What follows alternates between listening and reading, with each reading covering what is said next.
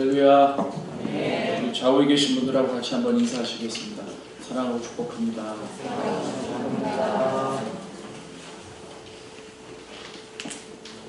기도하시겠습니다. 하나님 감사합니다. 거룩한 주일 주님 앞에 나와서 예배드립니다. 그냥 예배드리고 돌아가는 것이 아니라 주님을 만나기를 원하고 주님의 음성을 듣기를 원합니다. 우리의 귀를 열어주시고 눈을 열어주시고 또 우리의 마음을 열어주시옵소서. 오늘 주님 앞에 나올 때 귀한 예물을 정성껏 올려드립니다. 주님 주신 분도 주님이시고 모든 것의 근원이 주님이심을 우리가 고백드립니다.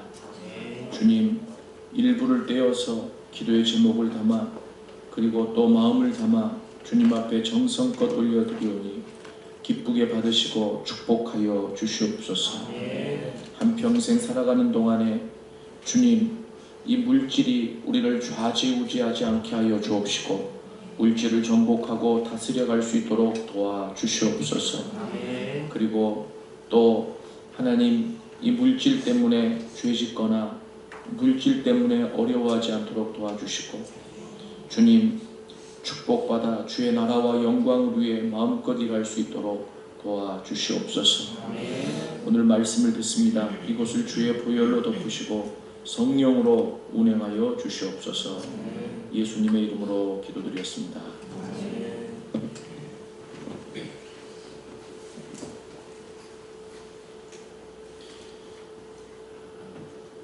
우리가 그 기독교 신앙에서 가장 핵심적으로 해야 할 일, 그리고 중요한 일, 이것이 있다면 무엇이라고 생각을 하세요? 이 질문을 여러분들에게 드리는 겁니다. 여러분 이제까지 신앙생활에 오면서 어디에 가장 핵심 가치를 두고 또 중점을 두고 신앙생활을 해오셨나요? 실은 어려운 질문입니다. 저도 요 근래 이 부분을 더 깊게 묵상하고 그리고 또 하나님 앞에 알아가고 있기 때문에 그렇습니다. 제가 이제 이렇게 질문을 던졌을 때 여러 가지 많은 생각들이 오고 갈 거예요. 그런데 제가 요 근래 깨달은 것은 그것은 예수를 믿는 거다. 되게 웃기죠. 내가 모태신앙인데 내가 신앙생활을 몇 년을 했는데 그런데 예수를 안 믿는다고? 그런데 실은 성경에 보면 우리 신앙생활에 있어서 가장 핵심 그리고 중심이 예수를 믿는 것이다. 당연한 것으로 생각되겠지만 성경은 이것을 그렇게 얘기하고 있습니다. 어제 제가 학교에 가서 말씀을 준비하는데 요한복음을 가지고 해야 되겠다는 생각을 월요일부터 하고 쭉 생각을 묵상을 하다가 1장부터 21장까지 쭉 한번 성경을 봤어요. 보면서 이어서 보니까 나름대로 굉장히 또 깊은 의미가 있었습니다. 요한복음 20장 31절에 보면 요한복음을 기록한 목적이 나오는데 그 목적을 성경은 이렇게 기록하고 있습니다. 오직 이것을 기록하면 너희로 예수께서 하나님의 아들 그리스도이심을 믿게 하려 하며 또 너희로 믿고 그 이름을 힘입어 생명을 얻게 하려 합니다. 복음서 중에 한 권, 이 요한복음, 많은 예수님의 행적이 기록되어 있는데 그 요한복음이 기록된 가장 중요한 목적이 예수를 믿게 하고 믿어서 생명을 얻게 하려 합니다. 우리는 교회 나오면 나는 믿는다 라고 하는 것으로 접어두고 그 다음 단계로 나가려고 하는 경향이 많이 있는 것 같아요. 나는 제자가 되려고 하는 사람이지 무슨 기초를 다루냐. 그런데 이렇게 말씀드릴 수 있을 것 같아요. 제자는 예수를 잘 믿는 사람인 것 같아요. 우리가 믿는다는 것을 다시 한번 좀 정리를 해봐야 되지 않을까 이렇게 생각해요. 그리고 제가 아까 처음에 던진 질문, 다시 말하면 기독교 신앙에서 가장 중요하고 핵심적인 일이 무엇일까요? 라고 물어봤을 때 아마 이렇게 답하시는 분도 계실 것 같아요. 하나님의 일이죠. 하나님의 일을 해야 합니다. 여러분, 하나님의 일이라고 생각하면서 해왔던 많은 것들이 있잖아요. 죽을 때까지 하나님이 할 거예요. 근데 참 재미난 게 뭐냐면 요한복음을 쭉 읽어보니까 하나님의 일이 무엇인지 예수님이 가르쳐 주세요. 요한복음 6장 29절에 보면 이렇게 기록되어 있습니다. 하나님께서 보내신 일을 믿는 것이 하나님의 일이니라. 저 한번 따라해 보실래요? 하나님께서 보내신 일을 믿는 것이 하나님의 일이니라. 그러니까 요한복음은 동일하게 뭘 얘기하고 있느냐면 예수를 믿어야 돼. 잘 믿어야 돼. 그게 하나님의 일이야. 하나님의 일이 뭐 교회를 짓고 그리고 교회 봉사를 하고 헌금을 열심히 하고 이것만이 아니라는 거예요. 이게 하나님의 일이 아니라는 얘기는 절대 아닙니다. 그런데 하나님의 일에 근본적인 개념 없이 그 중심 없이 그냥 나름대로 여러 가지 많은 일들을 하나님의 일이라고 생각하면서 해오다가 어느 날 왜 나는 하나님의 일을 이렇게 열심히 했는데 고난이 오지? 왜 나는 이렇게 하나님의 일을 열심히 했는데 하나님은 나를 알아주시지 못하지? 왜 나는 하나님의 일을 이렇게 열심히 많이 했는데 하나님 내 뜻하고 맞지 않나 봐? 이렇게 실망하고 실족하시는 분들이 계실 수 있기 때문에 그렇습니다. 그래서 성경은 뭐라고 얘기하냐면 하나님께서 보내신 일을 믿는 것이 하나님의 일입니다. 이렇게 보면 우리는 마르다와 마리아의 일을 우리가 이해할 수 있을 거예요. 예수님 오신다고 마르다가 가서 부엌에서 일하잖아요. 아니 그거를 어떻게 이렇게 말씀하심으로 후대에 마르다를 역적으로 만드십니까? 이렇게 얘기할 수 있죠. 뭐 역적까지는 아니더라도 우리가 흔히 재밌게 얘기하자면 그렇게 할 수 있잖아요. 그런데 성경은 지속적으로 얘기하는 게 뭐냐면 내가 이 땅에 와서 할 일이 있어. 너희들에게 무엇을 하라고 가르쳐 줄 게 있어. 그게 바로 뭐냐면 나를 믿는 거야. 그게 하나님의 일이야. 다른 거 다 중요하지. 밥하는 사람도 중요하고 봉사하는 사람도 중요하고 정리하는 사람도 중요하고 관리하는 사람도 중요하고 여러분 그런데 가장 중요한 것은 그 예수님을 믿는 일이다라고 하는 겁니다. 꼭 아십시오. 하나님의 일은 하나님께서 보내신 일을 믿는 것입니다. 이것이 핵심입니다. 그래서 보자면 하나님의 일이 어마어마하게 거창한 일이 아니다라고 하는 겁니다. 요한복음 전체를 보더라도 예수님의 목적은 사람들로 하여금 예수님을 믿도록, 다시 말하면 하나님이 보내신 분으로 믿도록 그리고 메시아로 믿도록 하는데 그 초점이 있습니다. 그래서 제가 요한복음을 쭉 읽으면서 믿음이라고 하는 단어에 계속 줄을 쳐봤습니다.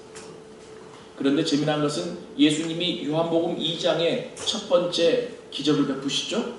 물로 포도주를 만드시잖아요. 그런데 2장 11절에 보면 이렇게 기록되어 있습니다.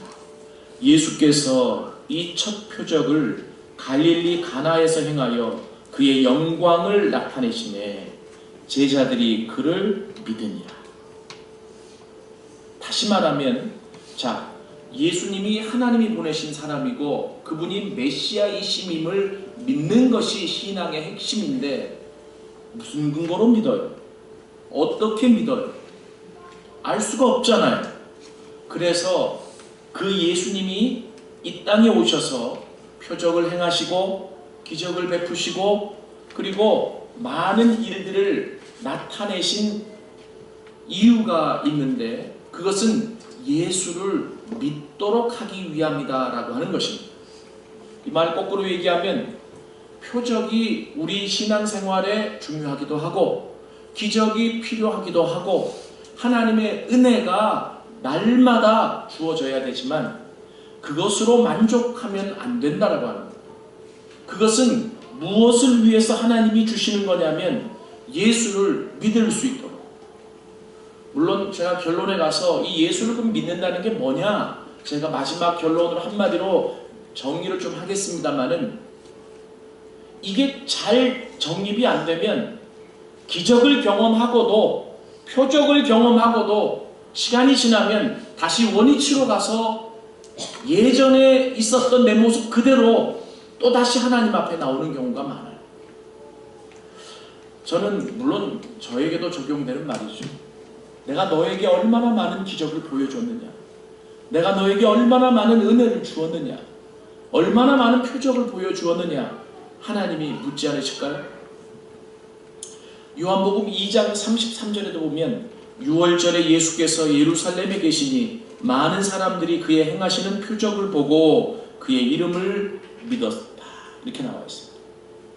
한 구절만 더 인용을 할게요. 요한복음 11장 15절에 나사로가 죽었느니라 내가 거기 있지 아니한 것을 너희를 위하여 기뻐하노니 이는 너희로 믿게 하려 하십니다.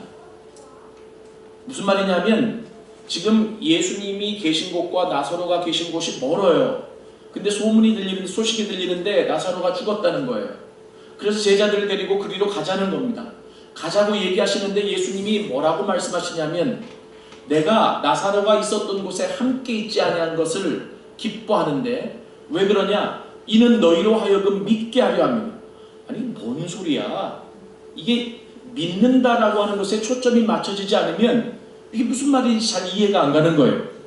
이 말은 무슨 말이에요? 내가 또 사랑하는 그 나사로를 이렇게 세움으로 인해서 너희들이 나를 더 신뢰할 수 있도록, 너희들이 나를 더 믿을 수 있는 기회가 된 것이 나에게는 기쁘다라고 하는 얘기예요. 여러분, 그래서 표적이, 기적이 이게 그냥 의미 없는 게 아니고, 오늘날에는 표적이 필요 없습니다, 기적이 필요 없습니다 라고 그냥 신앙생활 열심히 하면 되죠, 여러분 이렇게 말할 수 있을지 모르지만, 저는 이것을 깊게 깨닫기 이전에도 그냥 그런 기도를 했어요. 주님, 저는 오늘도 당신의 기적이 필요한 자입니다. 주님, 저는 오늘도 당신의 은혜가 없으면 살아갈 수 없는 자입니다. 결론에 말씀드리려고 했는데, 거꾸로 얘기하면요, 우리가 예수를 잘 믿지 못하고 있다고 한다면 형식적인 행위는 충족을 시켜도 말씀에 비추어서 예수를 잘 믿지 못하고 있다고 한다면 이유가 있습니다. 그것은 하나님을 신뢰할 만큼의 내 연약한 나를 쳐서 그 하나님을 바라보고, 내 연약한 나를 쳐서 그 하나님을 붙잡고, 내 연약한 나를 쳐서 그 하나님을 신뢰할 수 있을 정도의 하나님의 은혜가, 기적이 사라져버린 거죠. 하나님의 기적을 경험한 적이 언제 있으십니까? 지식적으로 말고요. 지난주에도 말씀드렸지만 지식적인 깨달음이 중요하지만 그 깨달음이 시련과 반대와 억압 속에서 싸우며 우리의 신앙을 성장시켜가는 것이지 깨달음이 신앙의 성장이 아니라는 거예요. 그래서 오늘날 현대판 영지주의자들이 많다고 제가 말씀을 드렸습니다. 어디 가서 깨닫기만 하려고 해요. 그 깨닫는 게 은혜 받았다라고 얘기하지만 그게 중요하지 않다는 게 아닙니다. 그것이 시련과 반대와 억압을 통해 싸우면서 우리의 신앙을 경험시켜서 성장시켜 나간다라고 말씀을 드렸잖아요. 요한복음을 쭉 보다 보니까 지속적으로 이 일로 인해서 그들이 믿었더라, 이 일로 인해서 예수를 믿었더라, 예수님을 알게 되었더라. 표적을 표적으로 끝내지 않더라고요. 그리고 지속적으로 노는 것이 이 표적으로 인해서, 이 역사로 인해서, 이 일로 인해서 사람들이 예수를 믿었더라. 자, 그러면 본론으로 들어가서 우리는 예수님을 잘 믿고 있습니까? 여러분, 이게 오해하지 마세요. 여러분들이 잘 못 믿고 있으니까 잘 믿으라는 얘기로 말씀드리는 게 아니라 점검을 해보자는 겁니다. 저도 말씀을 준비하면서 점검해 봤습니다. 우리는 예수님을 잘 믿고 있습니까? 예수를 믿는 것이 신앙의 핵심이라고 말씀드렸죠. 만약에 내가 잘 못 믿고 있다고 생각된다면 이유가 무엇일까요? 저는 첫 번째 그 이유를 로마서 10장 17절에서 찾고 싶습니다. 로마서 10장 17절에 보면 이렇게 기록되어 있습니다. 믿음은 들음에서 나며 들음은 그리스도의 말씀으로 말미암았느니라. 믿음이 어디서 난다고요? 들으면서. 근데 뭘 들어요? 말씀을 듣는 거예요. 예수를 잘 못 믿고 있다라고 하는 것은 궁극적으로 오늘날 그 예수님을 만질 수도 없고 그 예수님과 같이 부딪힐 수 없어요. 우리가 겉으로는. 그래서 그 예수님을 만날 수 있는 그 자체이신 말씀, 이 말씀에 대한 들음이 우리 안에서 지속적으로 있지 못하다라고 하는 것. 왜 제자 훈련의 가장 핵심이 큐티가 되는 줄 아세요? 매일 큐티하지 못하면서 예수의 제자가 되는 것은 어렵습니다. 나중에는 그게 형식적일 수밖에 없다는 사실을 알게 되죠. 나 주일날 한 번도 안 빠졌습니다가 중요한 게 아니라 그 말씀을, 하나님의 말씀을 지속적으로 들으면서 믿음이 생겨나는 거예요. 그 들으면서 우리의 믿음이 생겨난다고 성경이 이야기하고 있습니다. 두 번째 이유가 있습니다. 요한복음 5장 44절에서 찾아봤습니다. 요한복음 5장 44절에 보면 이렇게 기록하고 있습니다. 너희가 서로 영광을 취하고 유일하신 하나님께로부터 오는 영광은 구하지 아니하니 어찌 나를 믿을 수 있느냐. 무슨 말이에요? 하나님의 영광을 취하지 않고 내 영광만을 취하려고 하다 보니 예수님을 잘 못 믿는 거예요. 지난주 말씀과 다분히 연관되어 있어요. 뭐죠? 내가 쇠해야 돼. 예수도 흥하고 나도 같이 흥하는 방법은 없다 그랬어요. 예수가 흥하기를 다 원하지만 그 예수가 내 삶에서 흥하지 못하는 이유는 예수와 더불어 내가 같이 흥하기를 원하기 때문이라고 말씀드렸습니다. 그래서 요한복음 5장 44절에 보면 예수님이 당신의 말씀으로 직접 얘기하세요. 너희가 서로 영광을 취하고 유일하신 하나님께로부터 오는 영광은 구하지 아니하니 어찌 나를 믿을 수 있겠느냐. 자기 영광을 취하려고 하는 문제 때문입니다.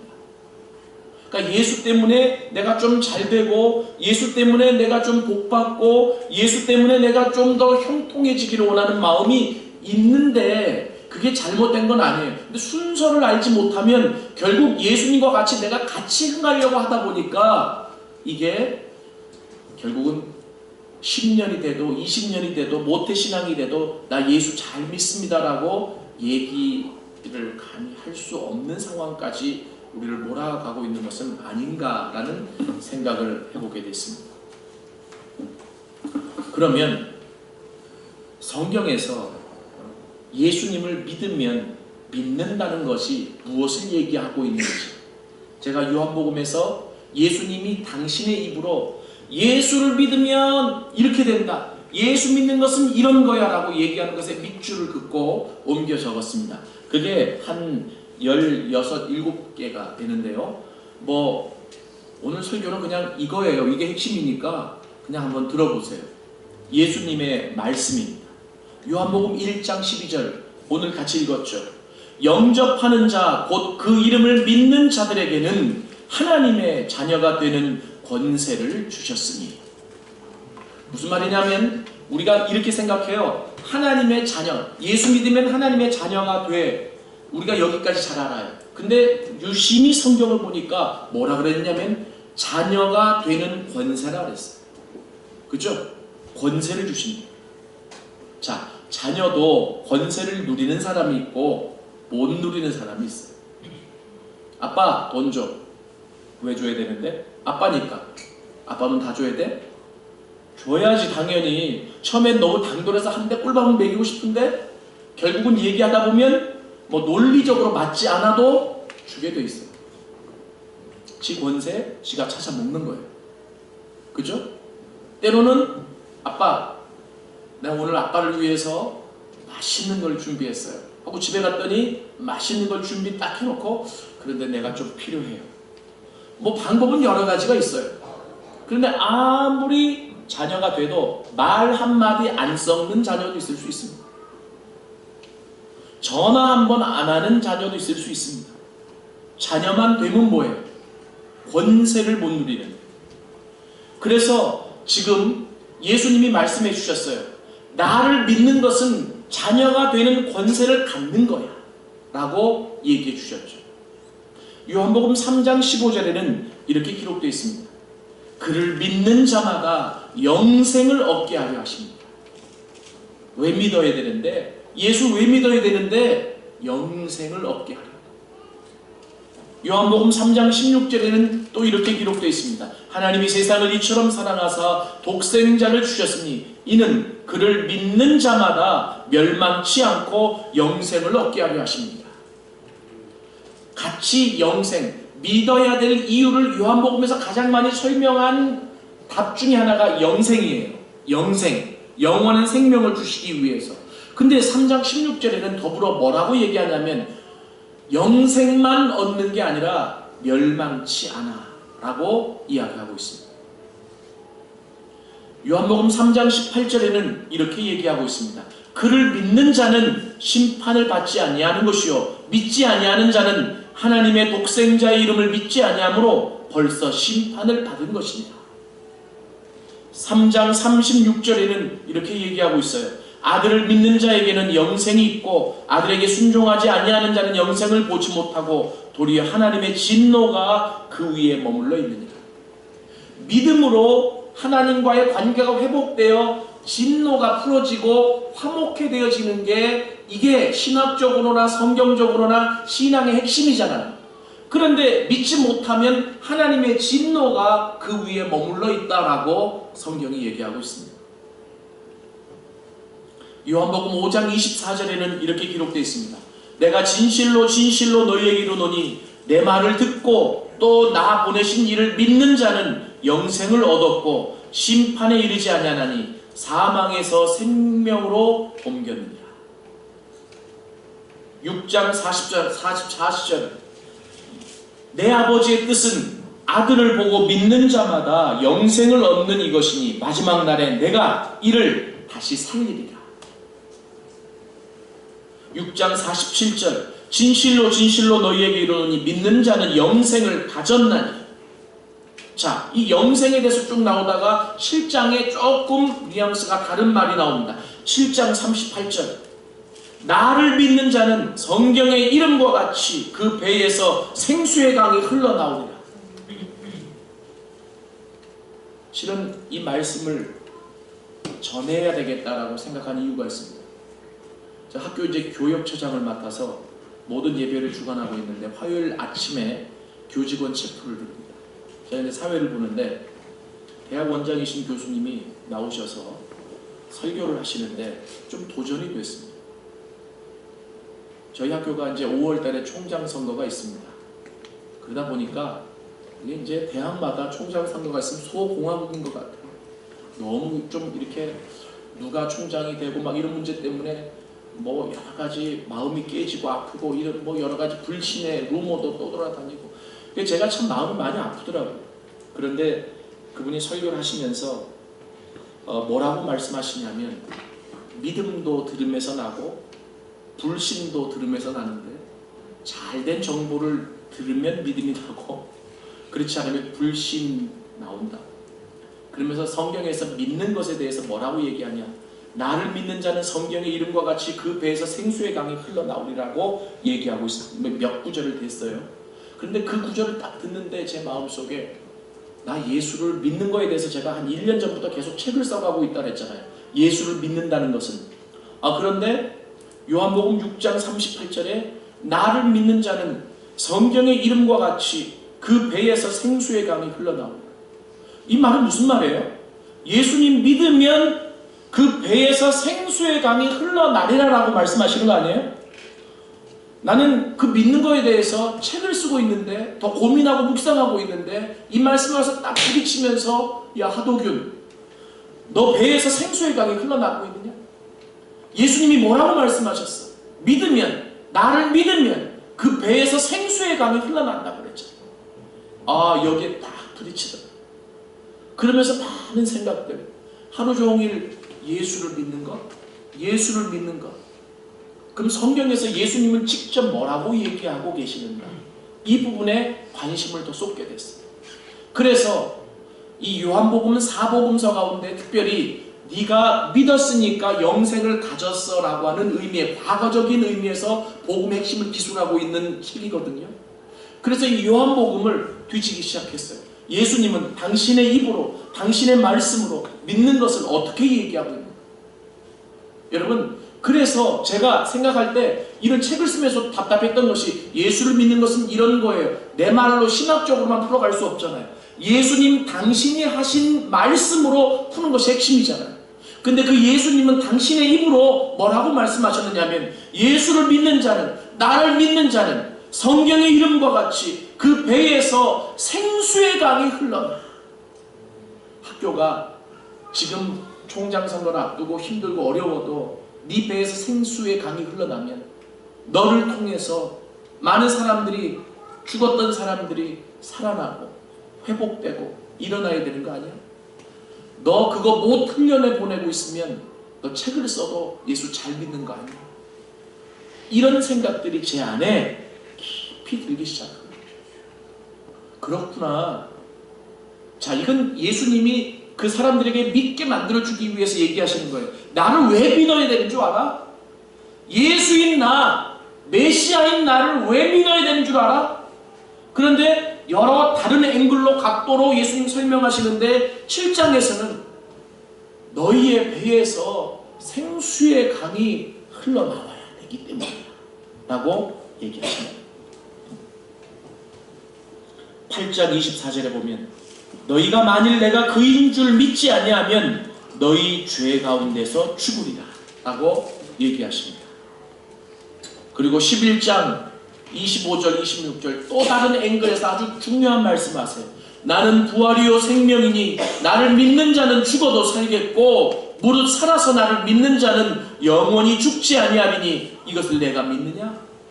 예수님이 당신의 정체성을 드러내셨어요. 내가 누구냐? 나는 부활이요 생명이다. 그런데 어떤 자가 그 부활과 생명을 경험하느냐? 믿는 자라고 합니다. 예수를 믿는 자는 부활과 생명을 경험한다. 그렇기 때문에 죽었느냐? 너의 삶에서 죽어있는 것들이 있느냐? 믿으면 살아난다라고 하는 거예요. 다시 다 회복된다라고 하는 겁니다. 왜 믿어야 되느냐? 예수를 믿으면 죽어간 그 모든 것들이, 죽어있는 것들이 다시 회복되고 살아나기 때문이다라고 얘기하고 있어요. 그리고 무릇 살아서 나를 믿는 자는 영원히 죽지 아니한다. 이게 난해 구절이라고들 얘기를 하는데요. 별로 어렵지는 않은 것 같아. 왜 그러냐면요. 우리는 이 생명을 육신적인 생명으로 생각하기 때문에 그래요. 헬라어에 보면 이게 푸스케라고 하는 육신적인 생명이라고 하는 단어를 쓰지 않고 조에라고 하는 단어를 썼는데 이 단어는 어떤 의미냐면 영적인 생명을 얘기해요. 영원한 생명. 육신은 죽을 수 있지만 그 육신의 죽음이 끝이 아니라 영생을 얻은 자는 지속적으로 영원히 살아가는 거예요. 그래서 무릇 살아서 나를 믿는 자는 영원히 죽지 아니하리니 이것을 내가 믿느냐? 사순절입니다. 부활절이 다가오고 있습니다. 기독교 핵심이 여기에 있습니다. 왜 예수를 믿어야 됩니까? 나는 연약해요. 그래서 또 넘어지고 나는 부족해요. 그래서 내 삶에 아무리 잘 가꾸려고 해도 죽어가는 많은 요소들, 부분들이 있습니다. 이것을 내 힘으로 다시 살릴 수 없어요. 다시 회복시킬 수 없어요. 물론 살아나야 될 것들, 반드시 살아나야 될 것들은 살아나야 되지 않겠습니까? 예수님이 말씀하신 거죠. 내가 부활이고 생명이야. 그래서 나를 믿으면 다시 살아나고 살아나서 믿는 자는 영원히 죽지 아니하리라. 예수 잘 믿고 있습니까? 요한복음 11장 40절에는 이렇게 기록하고 있습니다. 예수께서 이르시되 내 말이 내가 믿으면 하나님의 영광을 보리라 하지 아니하였느냐? 무슨 말이에요? 예수 믿으면 하나님의 영광을 본다는 겁니다. 그러면 거꾸로 얘기하면 내가 예수를 잘 믿는다면 내 삶에서 지속적으로 하나님의 영광을 봐야 된다고 하는 거예요. 그리고 저를 돌아보니까 지속적으로 하나님의 영광이 내 삶에 드러나고 있는가? 만약에 그렇게 드러나고 있지 못하다라고 한다면 내가 예수를 믿는다는 것과 예수님이 예수를 믿는다는 것은 이라고 말씀하시는 것이 충돌이 되더라고요. 그럼 내가 예수를 믿는다는 것이 잘못 믿는 것일 수 있겠구나라는 생각을 이 성경 구절이 우리에게 가져다 준다라고 하는 거죠. 내가 믿으면 하나님의 영광을 보리라. 요한복음 12장 44절에는 이렇게 얘기합니다. 나를 믿는 자는 나를 믿는 것이 아니요 나를 보내신 이를 믿는 것이다. 요한복음 12장 46절에는 나는 빛으로 세상에 왔으니 물은 나를 믿는 자로 어두움에 거하지 않게 하려 함이로라. 14장 1절에 너희는 마음에 근심하지 말라. 하나님을 믿으니 또 나를 믿으라.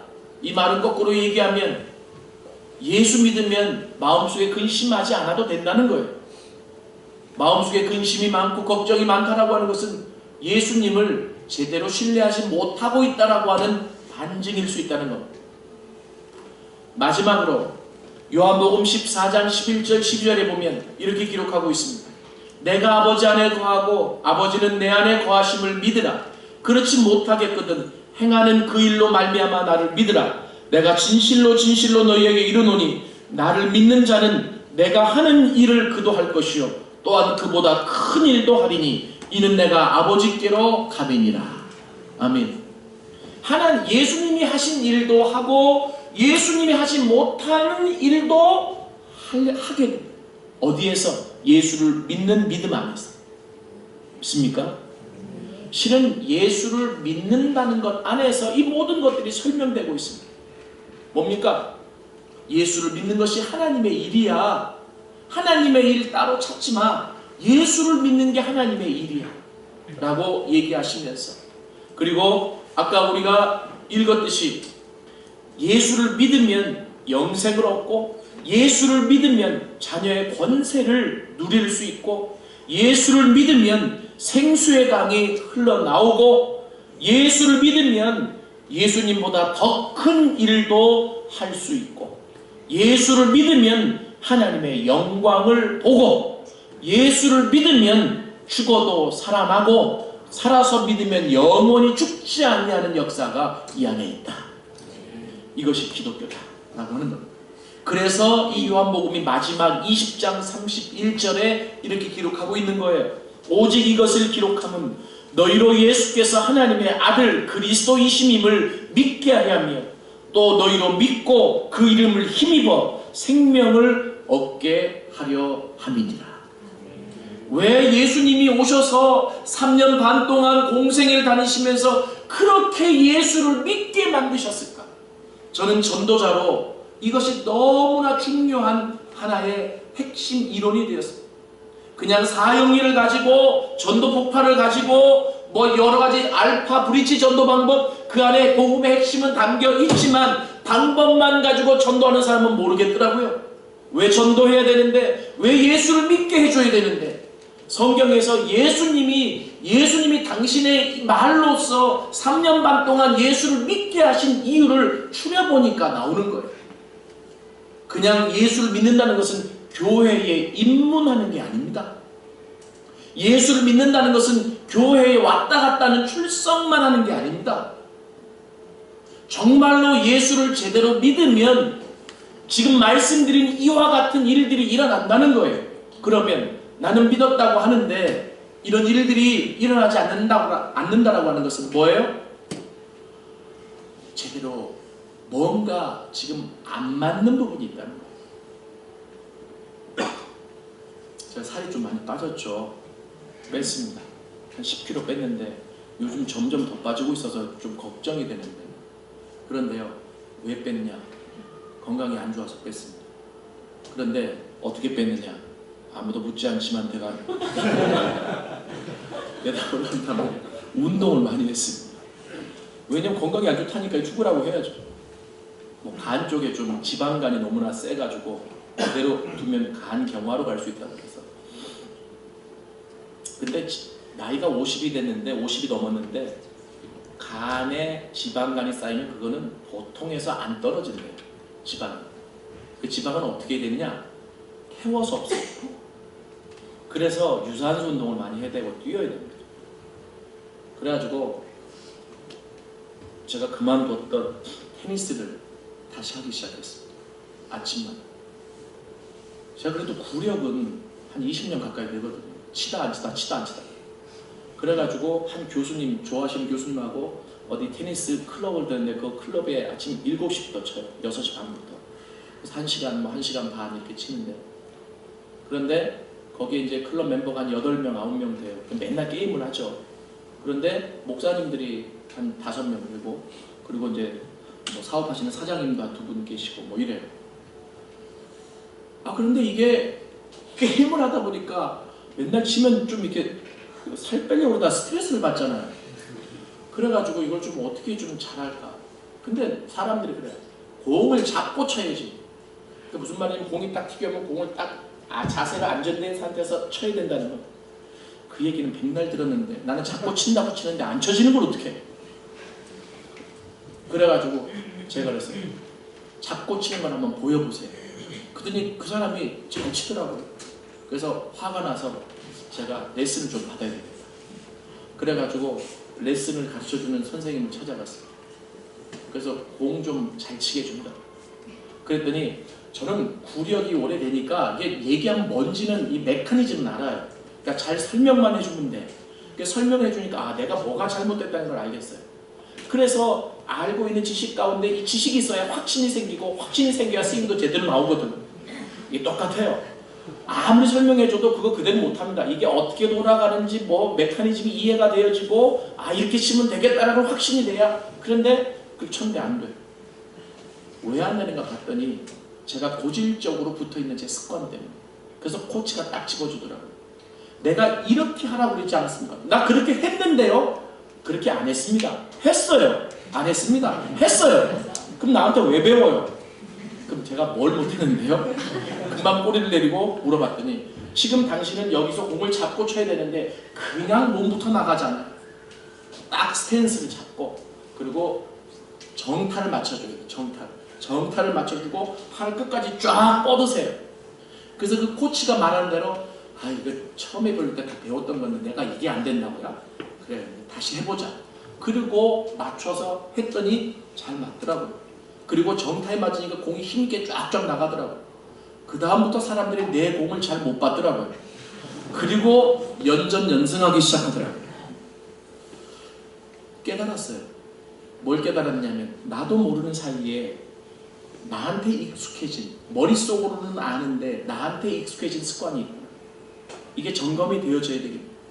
이게 점검되어지고 고쳐지지 않으면 구력이 20년이 돼도, 근데 그 클럽은요, 그 다들 구력이 20년 넘으신 분이라서 클럽도요, 여러분 나중에 운동하실 때 이 구력이 짧거나 실력이 있으면 안 들여보내줍니다. 근데 내가 만약에 거기서 실력이 없으면 퇴출의 대상이 돼요. 안 그러면 맨날 욕 얻어먹거든. 욕 얻어먹으면서 치면 스트레스만 쌓이잖아요. 그러니까 실력을 늘려야 되잖아요. 그런데 보니까 다들 구력이 20년 이상 되시는 분들이 잘 치세요. 잘 치시는데 다들 또 배우고 또 유튜브를 보고, 요즘은 유튜브가 선생이야. 그래가지고 유튜브 보고 또 배우고. 우리의 신앙을 한번 점검해 보시지 않겠습니까? 예수를 잘 믿고 계십니까? 무슨 기준으로, 무슨 근거로 예수를 잘 믿는다고 얘기하는 성경으로 돌아가야 됩니다. 예수님이 예수 믿는 것은 이런 거야. 이래서 내가 너희를 예수 믿게 하려고 해. 예수 믿으면 이렇게 돼! 라고 하신 말씀, 오늘의 이 말씀들을 다시 한번 여러분들이 마음속에 새겨보실 수 있기를 원합니다. 그 말씀들이 내 안에 들어와 있는지. 아까 제가 그런 말씀을 드렸어요. 뭐냐면, 그러면 도대체 믿음, 이 믿는다는 것은 무엇을 하는 것이냐? 제가 3가지만 말씀드리고 마칠게요. 첫 번째는 우리가 믿음할 때 믿습니다 하면 믿음이 생겨요? 안 하는 것보다 낫습니다. 하세요. 그런데 이게 그런다고만 생기는 건 아니에요. 믿음은 첫 번째, 주님을 신뢰하는 겁니다. 주님을 신뢰하는 거. 그러니까 주님이 믿으면 이렇게 되리라, 믿으면 하나님의 영광을 보리라, 믿으면 이렇게 나가잖아요. 그러면 주여 믿습니다, 우리가 따라할 수 있잖아요. 처음에 우리 신앙이 그랬어요. 그런데 제가 아까 말씀드렸다시피 이게 메커니즘이 이해가 되어져야 돼요. 그래서 믿는다는 것은 믿습니다만 해서 되는 게 아니고요. 첫 번째, 믿는다는 것은 주님을 바라보고 주님을 의지하고 주님을 신뢰하는 거예요. 믿습니까? 여러분, 그래서 매 순간 그 주님을 주님 의지합니다. 의지하세요. 한번 쳐봐요. 우리 선조들이 늘 불렀던 찬양이에요. 의지하세 의지하세 주 의지하세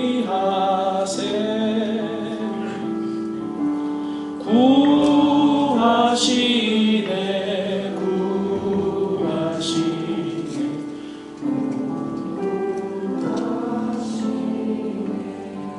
시간이 흘러가니까 조금 그렇게 편하게 살만하지 못해도 어려운 일이 없어지니까 주님 또 금방 잊어버려요.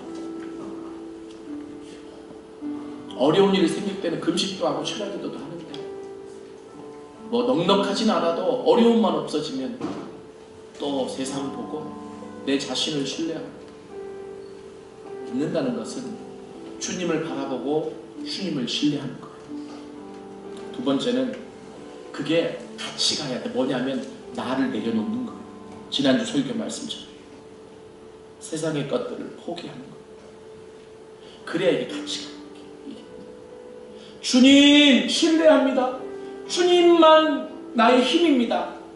세상 것 내려놓지 않는 것은 반쪽밖에 안 돼요. 전적인 신뢰가 되기 위해서, 전적인 의지가 되기 위해서는 나를 내려놓고 나를 포기하고 주님밖에 없습니다. 주님밖에 없습니다라고 믿어야 되는 거예요. 그리고 마지막 세 번째는 그렇게만 하고 끝나는 게 아니라 하나님이 원하시는 일을 하는 거죠. 이때 우리의 믿음이 완성돼요. 저는 그래서 의식적으로라도 여러분들이 좀 그렇게 했으면 좋겠어요. 주님 도와주세요. 아침에 일어나서 오늘도 하루를 시작하는데 주님이 나의 동행자가 되어주세요. 저녁에 자기 전에 주님 오늘 하루를 보면서 너무나 많은 어려움들이 있었는데 다 주님 이 어려운 사건들에서 내 기억에 하나님 있게 하시고 오늘 밤에 평안하게 주님과 같이 잘 수 있도록 도와주세요. 매 순간 고백이, 신앙의 고백이 주님을 신뢰하는 거예요. 그렇게 신뢰하고 나갈 때, 그 믿음이 있을 때 오늘 성경의 요한복음에 하신 예수님의 말씀이 다 우리께 되는 거예요. 믿습니까? 사망에서 생명으로 옮겨지고 그 배에서 생수의 강이 흘러나고 하나님의 영광을 보고 근심이 없어지고 예수님보다 더 큰 일을 행하리라. 주님은 이것을 지금도 원하시고 계십니다. 마지막으로 한 가지만 여러분에게 더 말씀드릴게요. 아까 말씀드렸는데 예수께서 그렇게 왜 너희들로 하여금 믿게 만드는 줄 알아? 하고 쭉 말씀드렸죠. 그런데 그렇게 믿게 만드시기 위해서 예수님이 하신 일들이 있어요.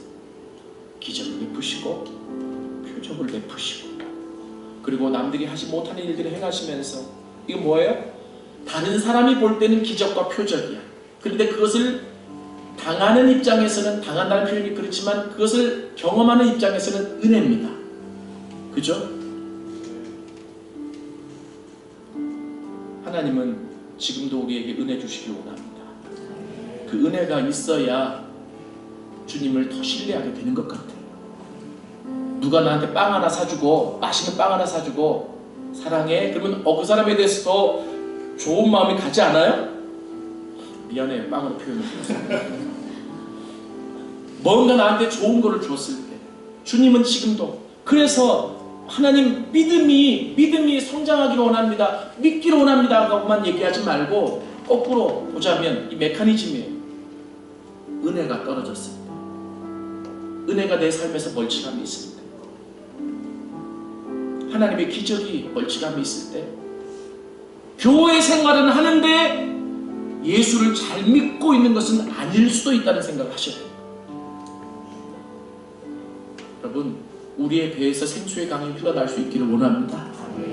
영생의 놀라운 그 축복이 누려질 수 있기를 원합니다. 예수님보다 더 큰 일을 할 수 있기를 원합니다.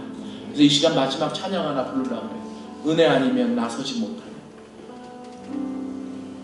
하나님의 은혜.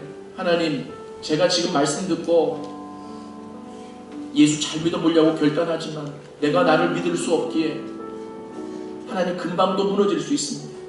그런데 나를 당신께로 더 다가서게 하는 것은 당신의 은혜입니다. 주님 은혜 아니면 살 수 없습니다.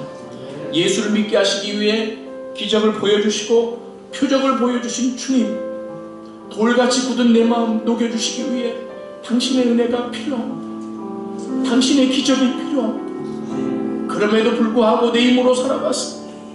하나님, 다시금 은혜 아니면 한순간도 살아갈 수 없다라고 하는 마음으로 이 시간 하나님 앞에 나갈 수 있는 자가 되게 하여 주시옵소서. 우리 이 시간 같이 한번 찬양합시다.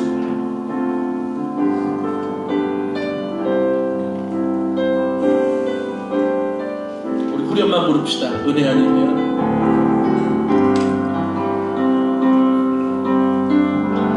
은혜 아니면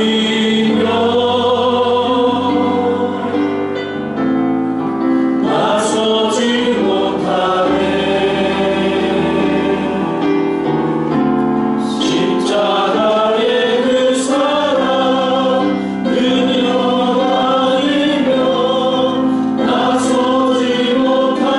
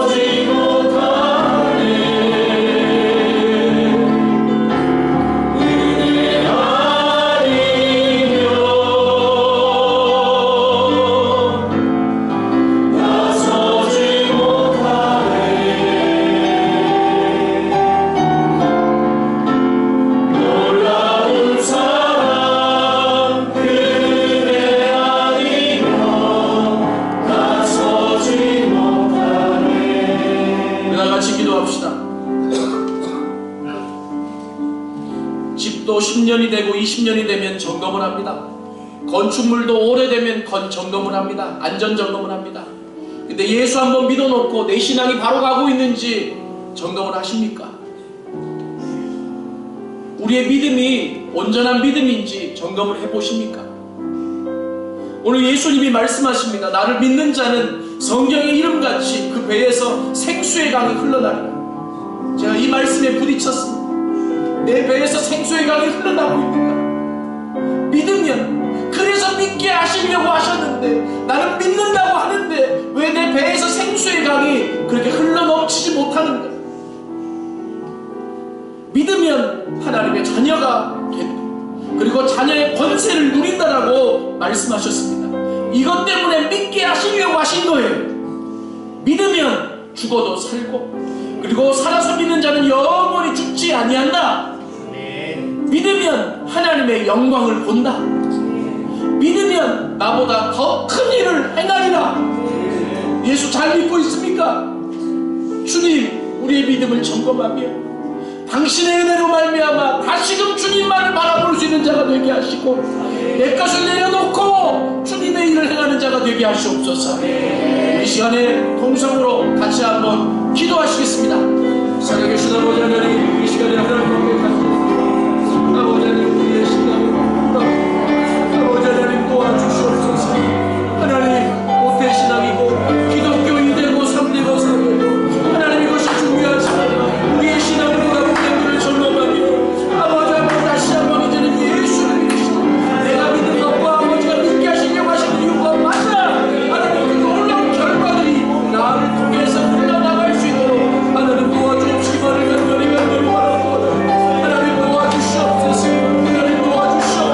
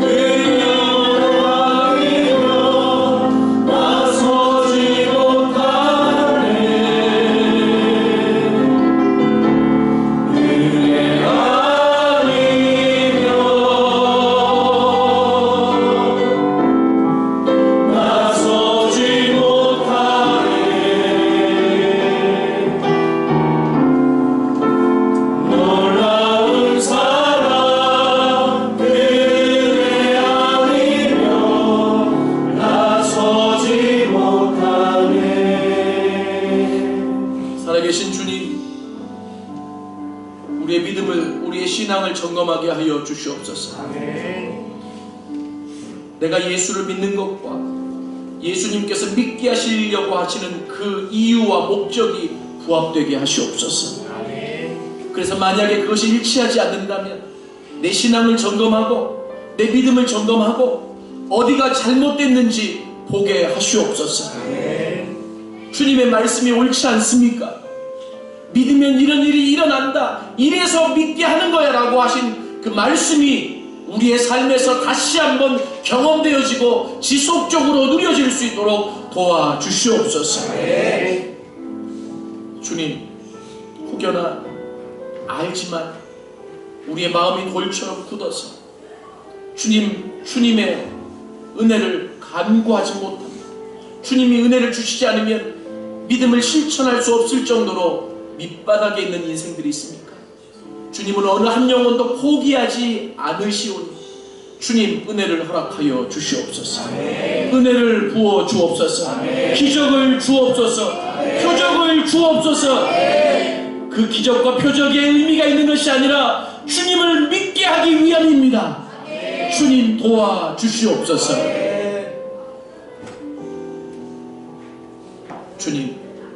주님이 부르시는 그날까지 주님 의지하여 주님만 붙잡고 신뢰하며 나가는 믿음이 지속적으로 있게 하셔서 바울 사도가 그가 죽기 직전에 고백한 것처럼 내가 나의 믿음을 지켰노라, 이 고백이 우리에게도 있게 하시옵소서. 예수님의 이름으로 기도드렸습니다.